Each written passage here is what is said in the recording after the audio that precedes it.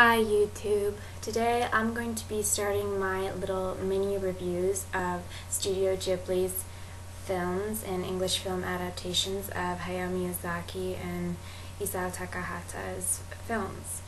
I gotta go really fast because I'm leaving soon to go to the Royal Ontario Museum today. It is free today for post-secondary students with your student ID. So yeah, don't forget about that. But on with the review. So the first one, I'm going to go in chronological order. So the first one is Nazca of the Valley of the Wind, which technically was created before the emergence of Studio Ghibli. This is what prompted Hayao Miyazaki to create his own film studio. However, it is still considered part of Studio Ghibli today.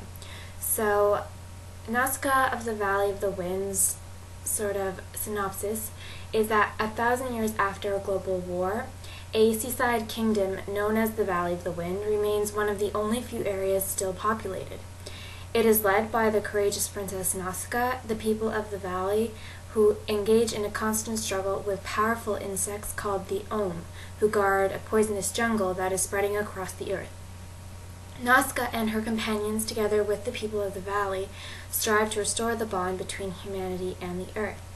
So this is written and directed by Hayao Miyazaki, and it is produced by Isao Takahata. So once again, these two men have collaborated together for a great project. Also, one of the really nice factors of this movie is the music, which is done by Joe Hisaishi. He does most of the scores for Hayao Miyazaki's films, and Nazca did not disappoint in the music department.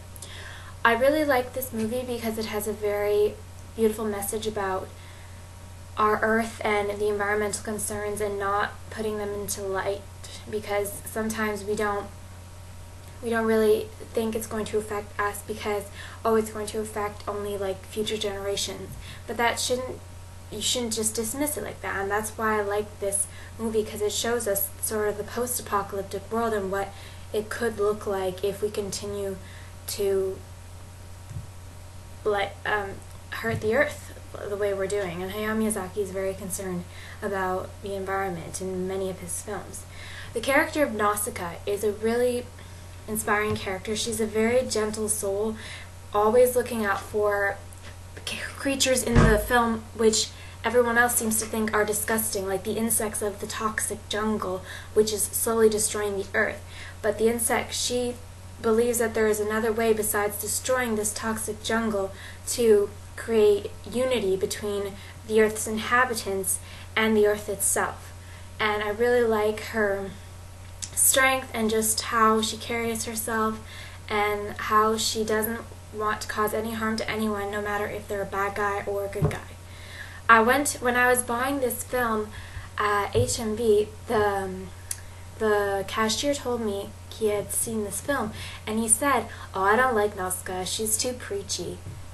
She's preaching something that is very real, and it may not be real right now, but she's trying to be a good person. And there are moments in the film where she loses that lapse of judgment, where she lashes out. Her father, sorry, no spoilers, something happens and she lashes out and tries to kill people, but she tries to control that. But it shows us that she does have a dark side, but she is trying very hard to keep the good side of her intact and to display that and to promote that, which is what I really think is a good character trait of hers.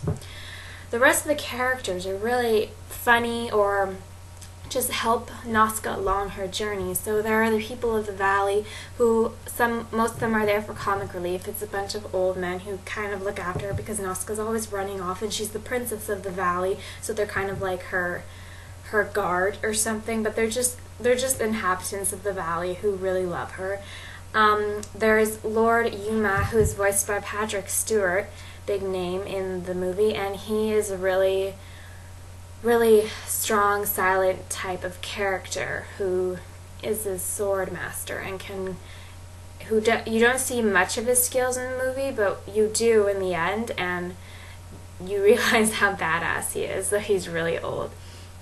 There's a male character called Asbel, who's voiced by Shia LaBeouf in the film, And you sort of think that maybe Nausicaa and him are going to sort of fall in love, but I really like that Miyazaki doesn't make that the focus of the film, because the focus of the film is the earth and the environmental concern. And I like that he just uses Asbel to promote Nausicaa's campaign against the different tribes that are left on the earth from destroying the toxic jungle. And Asbel really just helps her. And I like that Miyazaki didn't make it too much of a romance between them. So this video is going on 5 minutes, so I'm going to stop it there, and I hope you guys enjoyed this review of Miyazaki's Nausicaa, the Valley of the Wind. Next up will be Castle in the Sky. See you then.